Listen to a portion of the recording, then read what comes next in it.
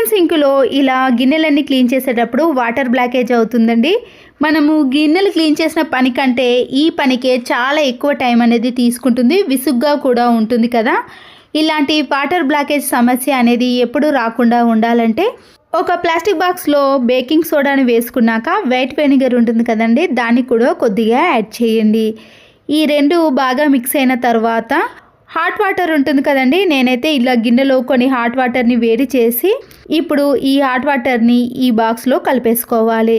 చిన్న cool drink bottle కానీ water bottle ఉంటుంది కదండి, ఈ వాటర్ అంతా కూడా ఈ బాటిల్లో నింపేసి క్యాప్ పెట్టకుండా మనము ముందుగానే ఒక చేతి వేలిని ఇలా క్యాప్కి అడ్డంగా పెట్టేసి ఆ వాటర్ అనేది పడిపోకుండా ఉండటం వల్ల ముందుగా ఎక్కడైతే హోల్ ఉందో ఆ హోల్లో ఈ బాటిల్ని ఇలా బాగా తిప్పుతూ అందులో నుంచి వాటర్ అనేది కొద్దిగా లీక్ అయ్యే విధంగా చూసుకోవాలి. ఇలా పైకి కిందికి అంటూ ఉంటే దాంట్లో ఉండే వాటర్ అనేది ఆ హోల్లోకి వెళ్ళిపోతుందండి. ఇలా 1 నిమిషం పాటు అలాగే చేసామనుకోండి, చూస్తున్నారు కదండి నేను చేస్తున్నప్పుడే వాటర్ అనేది ఇలా కిందికి వెళ్ళిపోతున్నాయి. ఇలా చేస్తున్నప్పుడు ఎక్కువ టైం కూడా తీసుకోదండి, ఒక 30 సెకండ్స్ లోపే ఈ వాటర్ ప్రెషర్ అనేది పూర్తిగా పోతాయి. వాటర్ బ్లాకేజ్ సమస్య ఉన్నప్పుడు ఈ టిప్ అనేది యూజ్ అవుతుందండి. చూసారు కదండి, వాటర్ అనేది ఎక్కడ ఆగలేదు, మనము దీంట్లో ఎంత ఉన్నా కూడా వాటర్ అనేది పూర్తిగా వెళ్ళిపోతాయి. అప్పుడు ఈ వేస్టేజ్నంతా కూడా డస్ట్బిన్లోకి వేసేసిన తర్వాత దీన్ని అలాగే ఉంచేయద్దండి. వాటర్ ప్రెషర్ని మనము కొద్దిసేపు అలాగే పెట్టేసేయాలి. అప్పుడు చిన్న హోల్స్లో ఉండే వేస్టేజ్ అంతా కూడా ఈ వాటర్ ప్రెషర్కి పూర్తిగా వెళ్ళిపోతుంది. దీనివల్ల వాటర్ బ్లాకేజ్ సమస్య అనేది ఎప్పటికీ రాకుండా మన టైం అనేది వేస్ట్ కాకుండా ఎన్నో పనులను చేసుకోవచ్చు. స్టవ్ని ఆన్ చేసినప్పుడు ఒక్కొక్కసారి ఈ బర్నర్స్ చుట్టూ కూడా మంట అనేది ఎక్కువగా వస్తుందండి. దీనివల్ల గ్యాస్ అనేది కూడా వేస్ట్ అయిపోతుంది. మనకి 2 months రావాల్సింది కూడా 1.5 monthలోనే ఖాళీ అయిపోతుంది కదా.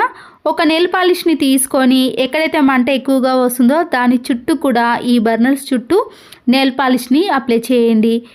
ఇది పూర్తిగా ఆరిపోకముందే ఇలా తడిగా ఉన్నప్పుడే మనము గ్యాస్ స్టవ్కి పెట్టేసేయండి. ఇలా చేయటం వలన బర్నర్స్ చుట్టూ మంట అనేది ఎక్కువగా రాకుండా మనము రిపేర్ చేసుకోకుండా మన డబ్బులను కూడా ఆదా చేసుకోవచ్చు.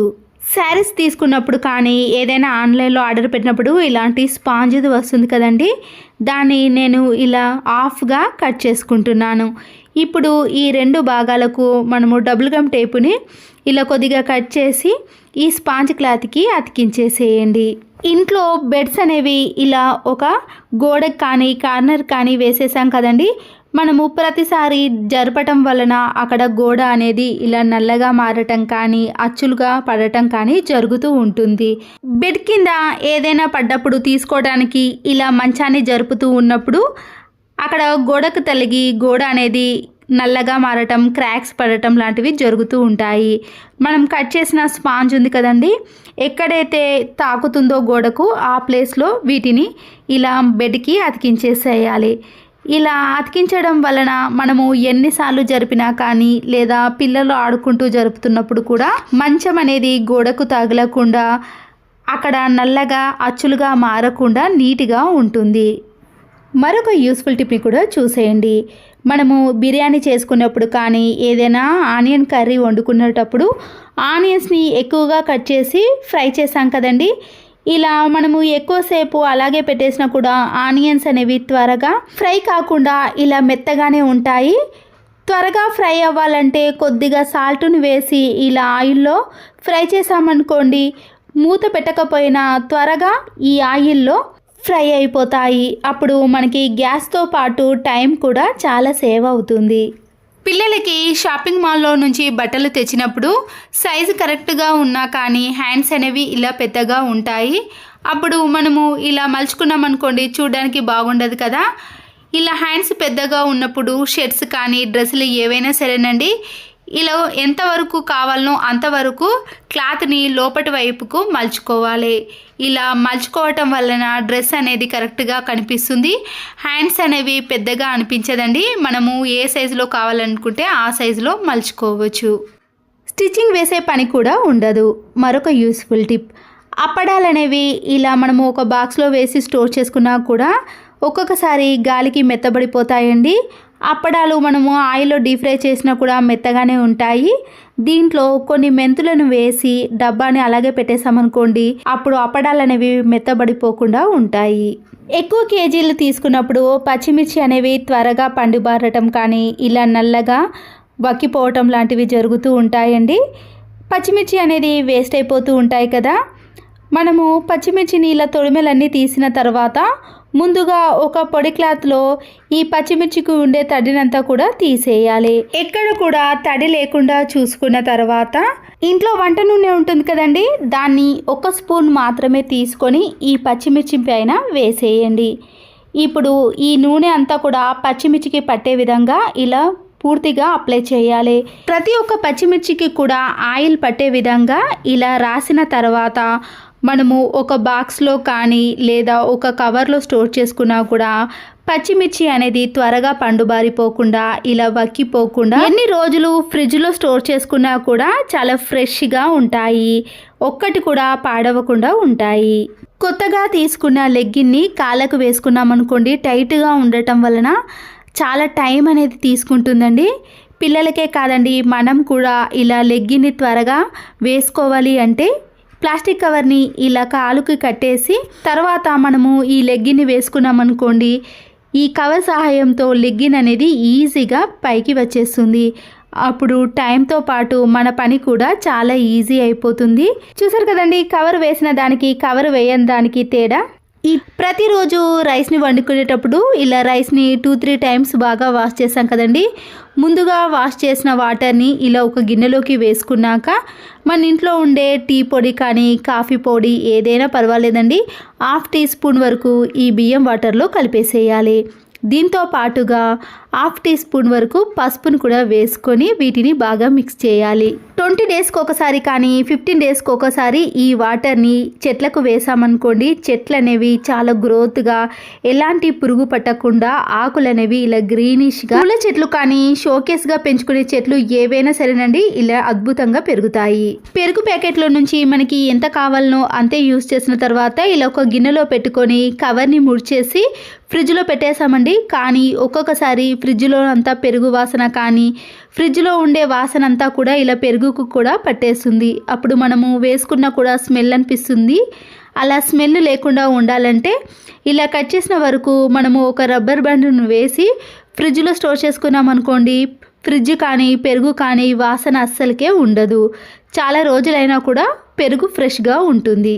మరొక useful tip, fair and lovely కానీ పాండ్స్ క్రీమ్ కానీ మనము ఫేస్కి ఏది అప్లై చేసినా సరేనండి, ఫంక్షన్స్కి కానీ పండగలకి మనము ఎక్కడికైనా బయటకి వెళ్ళినప్పుడు చాలామంది ఫేషియల్ చేసుకుంటారు కదా. అలా చేసుకున్న తర్వాత కొన్ని రోజులకు మళ్ళీ ఫేస్ అనేది అలాగే ఉంటుంది. బ్యూటీ పార్లర్కి వెళ్ళి డబ్బులు ఖర్చు పెట్టి చేసుకునే బదులు ఇంట్లోనే ఏ క్రీమ్ వాడతామో ఆ క్రీమ్లో కొద్దిగా పసుపుని యాడ్ చేసి ఇలా చాలాసేపు మిక్స్ చేసిన తర్వాత మనము ఫేస్కి అప్లై చేసామనుకోండి, ఫేస్ అనేది మంచి గ్లో అనేది వస్తుంది. ఇది ఫేస్కి రాసేసి మొత్తం అప్లై చేసినాక మీకు అప్లై చేసిన దానికి అప్లై చేయని దానికి తేడా అప్పుడే తెలిసిపోతుందండి. మంచి గ్లో ఉంటుంది. మనం ఇందులో పసుపు వేయటం వలన, యాంటీబయాటిక్ ఉండటం వలన ఎలాంటి మచ్చలైనా ఈజీగా తగ్గిపోతాయి. మీకు ఇక్కడ లైవ్లో చూపిస్తున్నాను చూడండి. అప్లై చేసిన దానికి అప్లై చేయని దానికి తేడా కనిపిస్తుంది కదండి. ఫేస్కి అయితే ఇది అప్లై చేసిన వెంటనే మంచి గ్లో అనేది కనిపిస్తుంది. ఎండాకాలంలో ఎండుమిర్చిని మనము కారం కోసం ఇలా తొడిమెలు తీసినప్పుడు కానీ, కర్రీ కోసం మామూలుగా ఇలా పచ్చిమిర్చి తొడిమెలు తీసి బాక్స్లో స్టోర్ చేసుకున్నా కానీ కర్రీలో వేసేటప్పుడు మన చేతులు అనేవి కారంగా అయ్యి పిల్లలకి తాకినా కానీ మన కళ్ళకి ఎక్కడైనా పెట్టుకున్నా కానీ మంటగా అనిపిస్తుంది. పచ్చిమిర్చిని తీసిన వెంటనే మన ఇంట్లో ఉండే ఏదైనా పేస్ట్ పర్వాలేదండి. ఇక్కడ కోల్గేట్ పేస్ట్ని ఇలా చేతికి అప్లై చేసి 2-3 సార్లు బాగా రుద్దేసిన తర్వాత వాటర్తో క్లీన్ చేసుకోవాలి. ఇలా క్లీన్ చేసుకోవటం వలన చేతులకు కారం అనేది అస్సలకే అనిపించదు. మనము సమ్మర్లో బాగా ఎండుమిర్చి తొడిమెలు తీసినప్పుడు కూడా ఈ టిప్ అనేది చాలా బాగా యూజ్ అవుతుంది. పువ్వులను మనము దేవుని గదిలో వాడటానికి ఇలా కొన్ని కానీ ఎక్కువగా తెచ్చుకున్నప్పుడు కానీ విడివిడి కనకాంబరాలు, మల్లెపూలు ఏ పువ్వులైనా సరేనండి, మనము బాక్స్లో స్టోర్ చేసుకున్న కవర్లో పెట్టుకున్నా కూడా త్వరగా రెక్కలు అనేవి రాలిపోయి నల్లగా తయారవుతాయి. ముందుగా ఇలా ఒక ప్లాస్టిక్ బాక్స్ని తీసుకొని దాంట్లో న్యూస్ పేపర్ని కానీ పిల్లలు యూజ్ చేయని నోట్బుక్ పేపర్లు ఏదైనా సరేనండి కింద పరుచుకొని దాంట్లో పువ్వులను స్టోర్ చేసుకోవాలి. పైన మరొక న్యూస్ పేపర్ని కానీ ఇలాంటి పేపర్ని చించి అందులో వేసామనుకోండి, దాంట్లో ఉండే తడి అంతా కూడా ఈ పేపర్ అనేది అబ్జర్వ్ చేస్తుంది. అప్పుడు పువ్వులు ఎన్ని రోజులు మనము ఫ్రిడ్జ్లో స్టోర్ చేసుకున్నా కూడా ఫ్రెష్గా ఉంటాయి. గిన్నెలో కొన్ని వాటర్ని తీసుకొని వైట్ వెనిగర్ని ఒక 4-5 డ్రాప్స్ వరకు మాత్రమే వేసుకోవాలి. ఇంకేది వేయాల్సిన అవసరం లేదండి. మన ఇంట్లో ఉండే మందంగా ఉండే ఒక ప్లాస్టిక్ కవర్ ఉంటుంది కదా, దాన్ని తీసుకొని వాటర్ మొత్తాన్ని కూడా ఈ ప్లాస్టిక్ కవర్లోకి వేసుకోవాలి. ప్లాస్టిక్ కవర్లో ఉన్న వాటర్ని వాష్రూమ్లో ఉండే ట్యాప్స్ కానీ లేదా ఈ షవర్కి మనము ఈ ప్యాకెట్ని అలాగే కట్టేసామనుకోండి, తర్వాత ఒక 2-3 మినిట్స్ తర్వాత ఈ ముడిని తీసి ఈ కవర్ని బయటపడేయాలి. అప్పుడు మనము ట్యాప్స్ని రుద్దాల్సిన పని లేకుండా ఇలాంటి షవర్స్ అనేవి నీట్గా క్లీన్గా తయారవుతాయి. దాంట్లో ఉండే హోల్స్ కూడా చాలా బాగా క్లియర్ అయిపోతుందండి. చూసారు కదండి, షవర్ని ఇలా నీట్గా క్లీన్ చేసుకోవాలంటే ఈ టిప్ అనేది యూజ్ అవుతుంది. బ్రెడ్ ప్యాకెట్లో నుంచి బ్రెడ్ని తీసుకున్న తర్వాత కవర్ని అలాగే పెట్టేసామనుకోండి, దాంట్లో బ్రెడ్స్ అనేవి గట్టిగా తయారవుతాయి. ఇలా మధ్యలోకి కవర్ని కట్ చేసి 2 ముడి గట్టిగా వేసేసి గాలి చొరబడకుండా పెట్టేసామనుకోండి, దాంట్లో ఉండే బ్రెడ్స్ అనేవి ఇలా మెత్తగా స్పాంజ్ మాదిరిగా ఉంటాయి. పాడైపోయిన నిమ్మకాయలు కానీ లేదా వేస్ట్గా ఉన్న నిమ్మకాయని తీసుకొని ఇలా హాఫ్గా కట్ చేసుకొని దానిపైన కొద్దిగా ఈనోని వేయండి. ఒకవేళ మీ దగ్గర ఈనో లేనప్పుడు బేకింగ్ సోడా కూడా వేసుకోవచ్చు. మన ఇంట్లో ఉండే వాష్ బేసిన్ కానీ సింక్ అనేది ఇలా నల్లగా జిడ్డుగా తయారైపోయినప్పుడు కొన్ని వాటర్ని వేసి సింక్ మొత్తాన్ని కూడా ఈ వాష్ బేసిన్ మొత్తాన్ని కూడా క్లీన్ చేసుకోవాలి.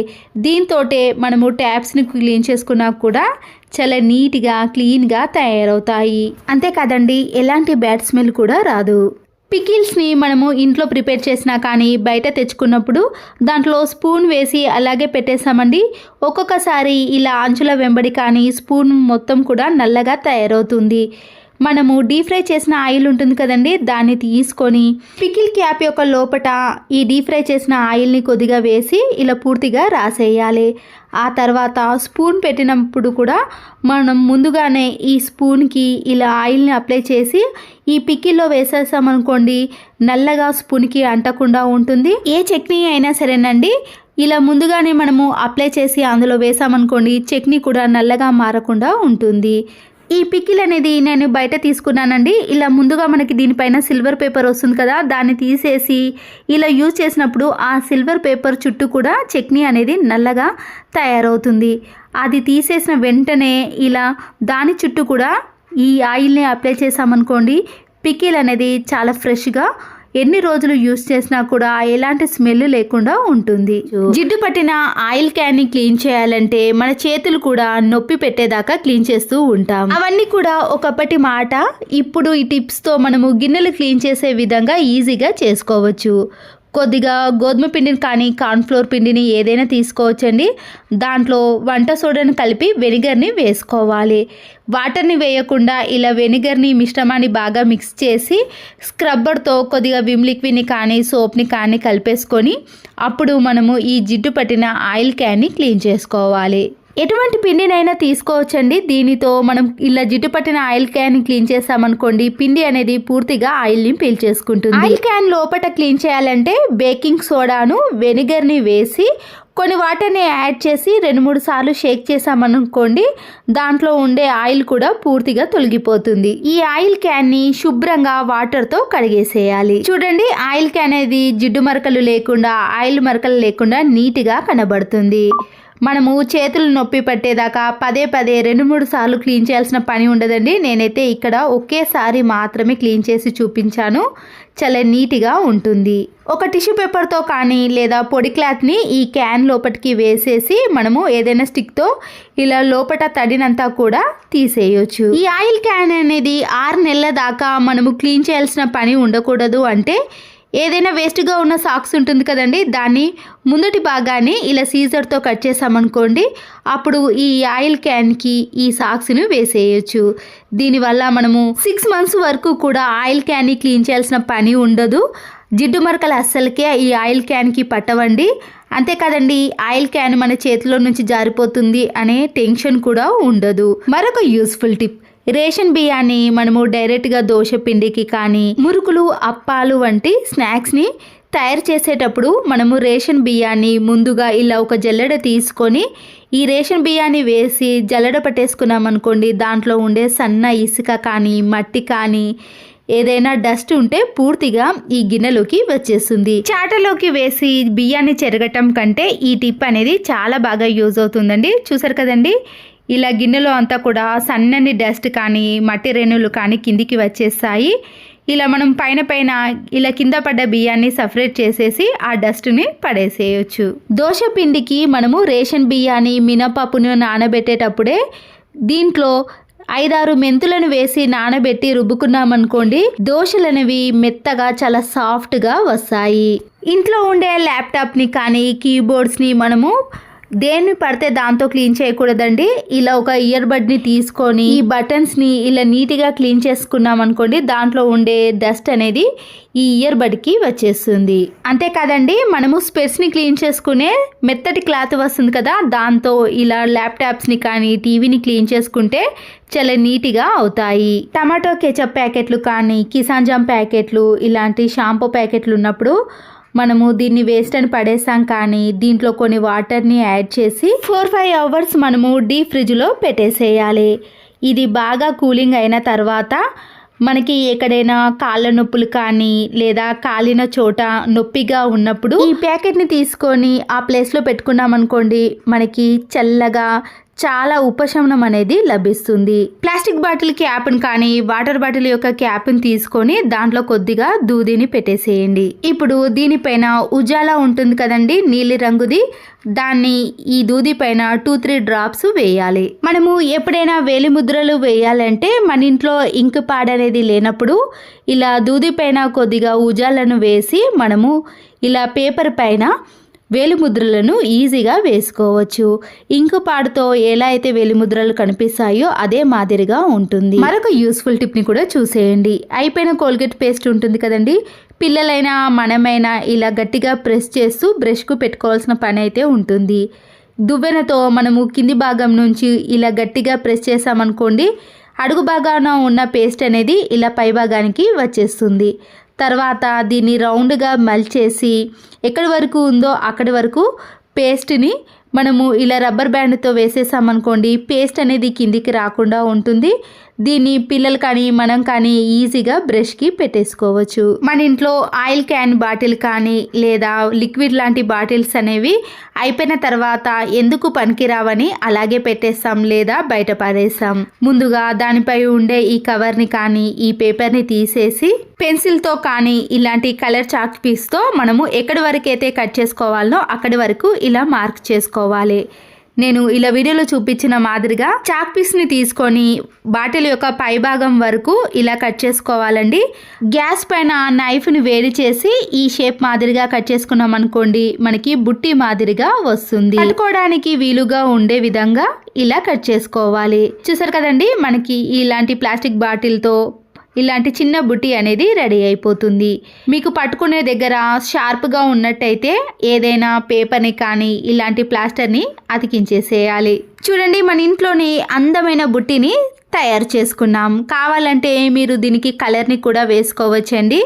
నేను ఇక్కడ ఏ కలర్ని వేయకుండా ఈ బుట్టిని నీట్గా శుభ్రం చేసిన తర్వాత దీంట్లో కూరగాయలు కానీ మనకి నచ్చినవి ఏవైనా పెట్టేసుకోవచ్చండి. పూజా సామాగ్రిని కానీ మీకు ఏవి కావాలంటే అందులో పెట్టేసుకున్నాం అనుకోండి, ఈ బుట్టి అనేది చాలా స్టాండర్డ్గా ఉంటుంది కాబట్టి ఎన్ని పెట్టినా కూడా వెయిట్ని ఈజీగా ఆపగలుగుతుంది. ఇంతకుముందు వీడియోలో గోల్డ్ డ్రాప్ ఆయిల్ డబ్బాను కట్ చేసి చూపించానండి. ఇలా ఫ్రిడ్జ్లో అన్నీ కూడా ఈ డబ్బాలో వేసి కూరగాయలను పెట్టేసుకోవచ్చు. ప్రతిసారి ఒక్కొక్క కవర్ని తీసి ఫ్రిడ్జ్ను ఓపెన్ చేసే బదులు అన్నీ కూడా ఇలాంటి బుట్టిలోనే ఉంటాయి. అప్పుడు మన పని కూడా చాలా సులువుగా అయిపోతుంది. ముందుగా కట్ చేసిన పైభాగం డబ్బా ఉంది కదండి, దాన్ని కూడా మనము వేస్ట్గా పారేయకుండా దీన్ని కూడా ఎలా యూజ్ చేసుకోవాలనో చూడండి. డబ్బా పై భాగాన మీకు నచ్చిన కలర్ని వేసుకున్నాక మన ఇంట్లో ఇలాంటి వైర్స్ ఉంటాయి కదండి, ఏదైనా చిన్న వైర్ని తీసుకొని ఈ డబ్బా రెండు వైపులా కూడా కొద్దిగా వేడి చూపించి చిన్న హోల్స్ అనేవి చేసుకోవాలి. ఈ వైర్ని మనము ఇలా హోల్ చేసిన దాంట్లో నుంచి ముడి వేసుకున్నాం అనుకోండి, పట్టుకోవడానికి చాలా అనుకూలంగా ఉంటుంది. దీంట్లో మనము వెల్లుల్లిలను కానీ ఆనియన్స్ని కానీ బరువు ఏవైనా సరేనండి ఈజీగా ఆపగలుగుతుంది. మనము బయట కానీ ఫ్రిడ్జ్లో కానీ ఎక్కడైనా పెట్టుకున్నా కూడా చాలా అనుకూలంగా ఉంటుంది. ఇలా ఒక డబ్బాను కట్ చేసి ఇంట్లోకి మనము ఎన్నో రకాలుగా యూస్ చేసుకోవచ్చు. మరొక యూస్ఫుల్ టిప్, ఖాళీ సోబాక్స్ని తీసుకొని పైన వచ్చిన కవర్ని కానీ సైడ్లో వచ్చిన కవర్స్ని కట్ చేసుకోవాలి. పైన కట్ చేసుకున్న దాన్ని సైడ్లో కూడా ఎక్స్ట్రా ఉంది కదండి, దాన్ని కూడా కట్ చేసుకొని ఈ సోబాక్స్ యొక్క అడుగు భాగాన పెట్టేసేయండి. ఇలా చేయటం వలన సోబాక్స్ అనేది కొద్దిగా మందంగా తయారవుతుంది. దీంట్లో కిచెన్కి సంబంధించిన గ్యాస్ లైటర్ కానీ నైఫ్ని కానీ సీజర్స్ని పీలర్ని అన్నీ కూడా ఒకే బాక్స్లో వేసుకొని కిచెన్లో పెట్టేసుకోవచ్చు. లేదా డ్రెస్సింగ్ టేబుల్ కాడ ఇలాంటి క్రీమ్స్ని దువ్వెనలను పౌడర్ బాక్స్ను పెట్టుకోవడానికి కూడా యూజ్ చేసుకోవచ్చు.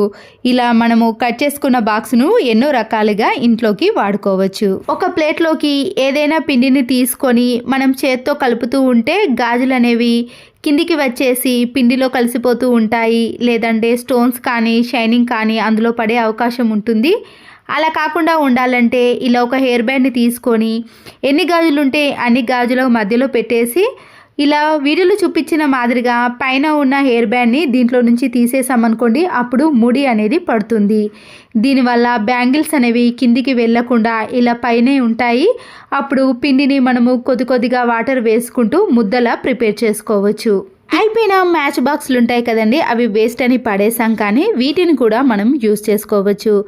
ఇలా మ్యాచ్ బాక్స్కి పై భాగాన కానీ కింది భాగాన ఇలా డబుల్ గమ్ టేప్ని అతికించేసి కబోర్డ్స్లో కానీ బీరువాలో మనకి ఎక్కడ అవైలబుల్గా ఉంటే ఆ ప్లేస్లో ఈ మ్యాచ్ బాక్స్ని ఇలా సెల్ఫ్ కింద అతికించేసుకోవచ్చు.